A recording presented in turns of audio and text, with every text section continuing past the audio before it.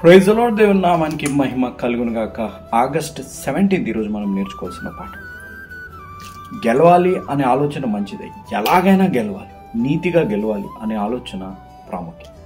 దానితో పాటు మనం జీవితం అనే పరుగు పందెంలో ఎంత మెలకుగా ఉన్నామనేది కూడా చాలా ప్రాముఖ్యం. నేను తప్పిపోతున్నానా, తొట్టిల్లిపోతున్నానా, నేను పాపం చేస్తున్నానా అనే ఆలోచనలతో చాలా మెలకుగా ఉండి పరీక్షించుకొని నమ్మకంగా పరిగెత్తితే దేవుడు విజయాన్ని ఇస్తారు. ఈ పైన ఉన్న వీడియోలో చూడండి, ఆ యవనస్తుడు ఫస్ట్ వచ్చాడు, మెలకు లేకుండా పరిగెత్తుతూ ఆయన ఆ విజయము గమ్యం అనే దాన్ని దాటేసి వెళ్ళిపోతే వేరోళ్ళు గెలిచేశారు. ఈరోజు నేను ప్రతి యవనస్తుల్లో క్రైస్తవుల్లో ప్రాముఖ్యంగా నేను గమనించేది ఏంటిది అనగా, మెలకుతనం లేదు.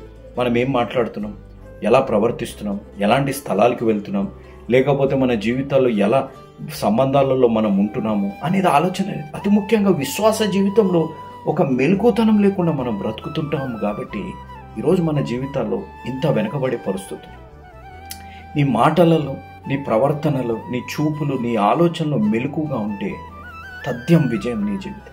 You will be definitely successful. ఎందుకనగా ఎంత నిరాశకరమైన పరిస్థితులు వచ్చినా, ఎలాంటి ఓడిపోయి మన జీవితంలో పరిస్థితులు వచ్చినా, నోటిని, ఆలోచనని, తలంపులని మనం గ్రహించుకొని జాగ్రత్తగా ఉండి మెలకుగా ఉంటే, ఎలర్ట్గా ఉంటే విజయం నీది.